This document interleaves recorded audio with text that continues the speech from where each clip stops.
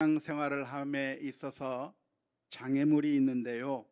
그 장애물이라고 하는 것 가운데 하나는 바로 고통입니다. 고난을 당하고 핍박을 당하는 것이 우리가 신앙생활을 해 나가는데 큰 장애물이 되는 것이죠.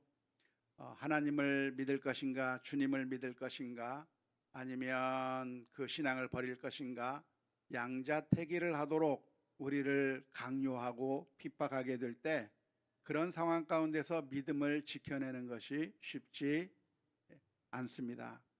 외정시대 때 신사참배를 할 것인가, 믿음을 제대로 잘 지킬 것인가 라고 하는 것이 크게 참 어려운 문제가 되었었고요.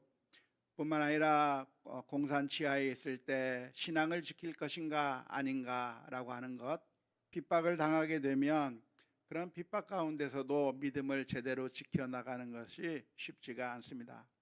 그런데 이런 핍박, 고통 이런 것들은 우리들에게 불같은 시험과 같은 것이어서 누가 진짜 믿음을 가지고 있는 것인지 아닌지를 보여주는 그런 것이 될 수가 있겠습니다. 아무런 문제가 없을 때는 다 믿음이 다 좋은 것 같아요. 아무런 문제가 없을 때는 함께 신앙생활 하는 것 같고 믿음을 가지고 있는 것 같은데, 그런데 누가 진짜 믿음인가, 누가 참된 믿음을 가지고 있는가 하는 것이 언제 드러납니까? 고난을 당할 때 드러나게 되는 것이죠.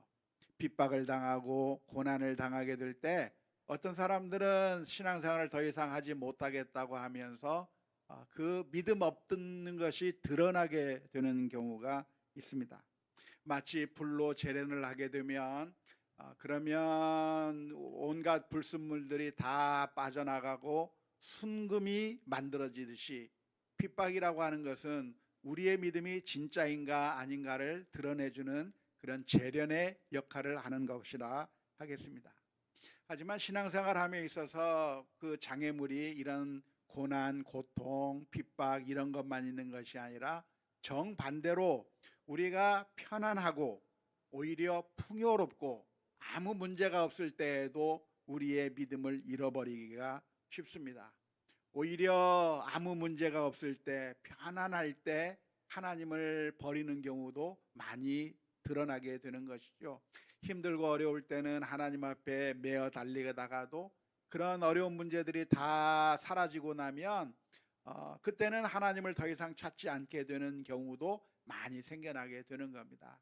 따라서 믿음의 그 장애물이 어디에 있는가? 믿음의 장애물은 모든 것에 다 있습니다. 좋은 상황에서도 장애물이 될 수도 있고 나쁜 상황에서도 장애물이 될 수 있기 때문에, 그래서 아굴이라고 하는 사람은 어떻게 기도를 했습니까? 잠언서 30장 7절에서 9절 말씀에 이렇게 아굴은 기도를 했죠. 내가 두 가지 일을 주께 구하였사오니 내가 죽기 전에 내게 거절하지 마시옵소서. 곧 헛된 것과 거짓말을 내게서 멀리 하옵시며 나를 가난하게도 마옵시고 부하게도 마옵시고 오직 필요한 양식으로 나를 먹이시옵소서. 혹 내가 배불러서 하나님을 모른다 여호와가 누구냐 할까 하오며, 혹 내가 가난하여 도둑질하고 내 하나님의 이름을 욕되게 할까 두려워함이니이다.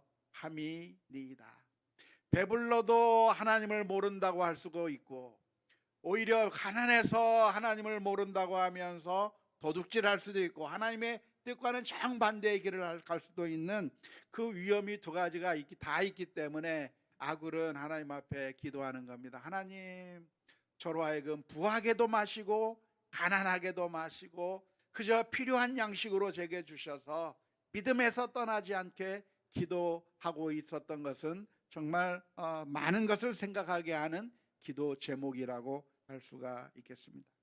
우리의 인생이라고 하는 것이 그런데 무엇입니까? 우리의 인생이라고 하는 것은 우리가 고난을 피하고 싶다고 해서 고난이 피해지는 것인가요? 아니죠.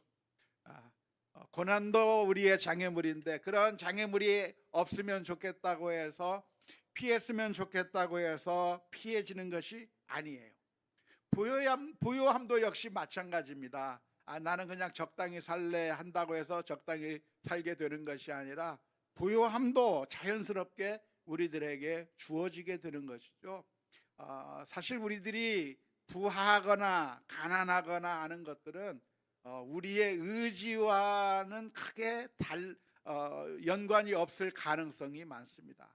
우리의 마음과는 달리 가난해질 수도 있고 우리의 마음과는 달리 부해질 수도 있는 그런 상황인데, 기왕이면 뭐가 좋을까요? 기왕이면 부한 게 좋겠죠.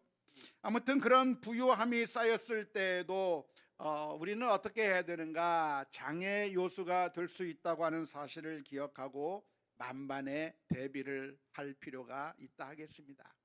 힘들 때에도 우리가 넘어지기 쉽지만 부유하고 풍요롭고 평화로울 때도 넘어질 수 있다고 하는 사실을 늘 기억하면서 어떠한 상황에 있든지 간에 우리의 믿음이 떨어지지 않기 위해서 만반의 준비를 할 수 있는 우리 모두가 다 될 수 있기를 주님의 이름으로 축원합니다.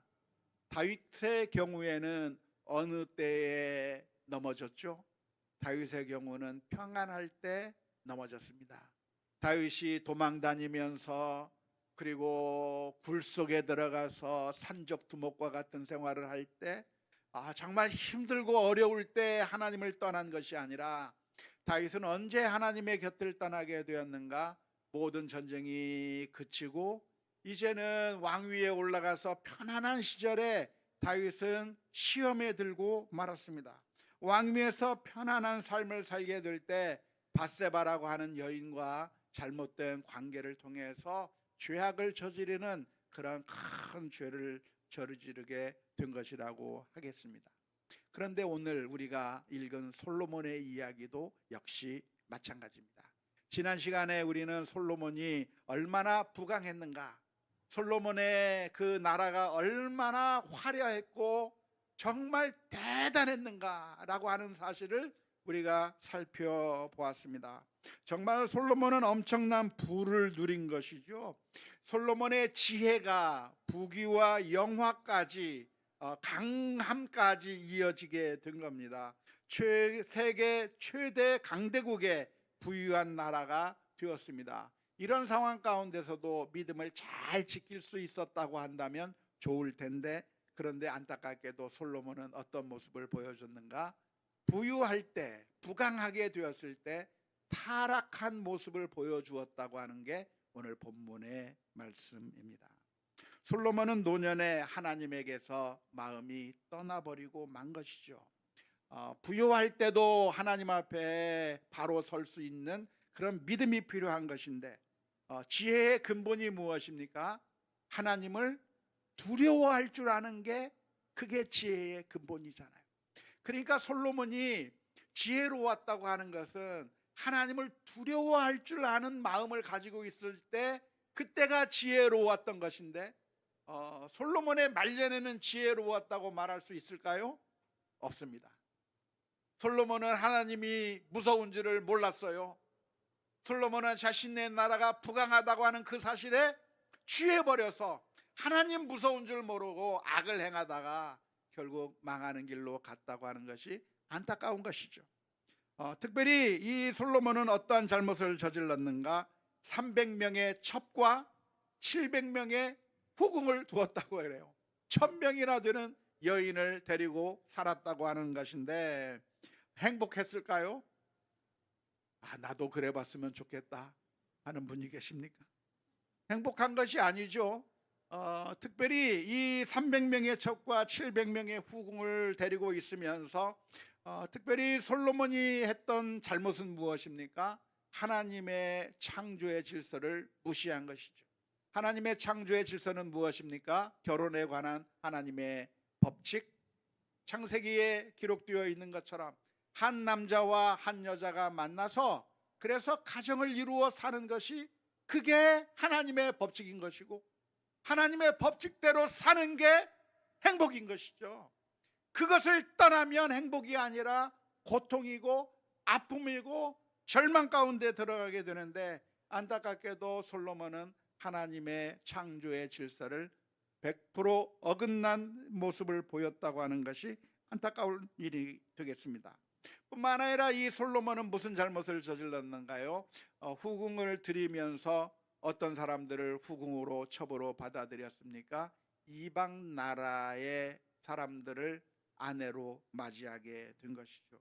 하나님께서 뭐라고 말씀해 주셨습니까? 이방 민족과 통혼하지 말라. 통혼하지 말라고 한 이유가 무엇입니까? 이방 민족들이 들어와서 우상 숭배를 하게 만들 수 있으니까, 이방 민족과 결혼하게 되면 이방 민족의 그 풍습들, 이방 민족들이 섬기고 있는 그 신들이 자연스럽게 유입되어서 하나님에게서부터 멀리 떠날 수밖에 없으니까 절대로 이방 민족과 결혼하지 말라고 말씀해 주셨는데, 안타깝게도 솔로몬은 이방 민족과 결혼함으로 말미암아 하나님을 대적하는 그런 잘못을 저지른 것이죠. 그런데 이렇게 솔로몬이 이방 여인들과 결혼한 이유가 무엇이겠습니까?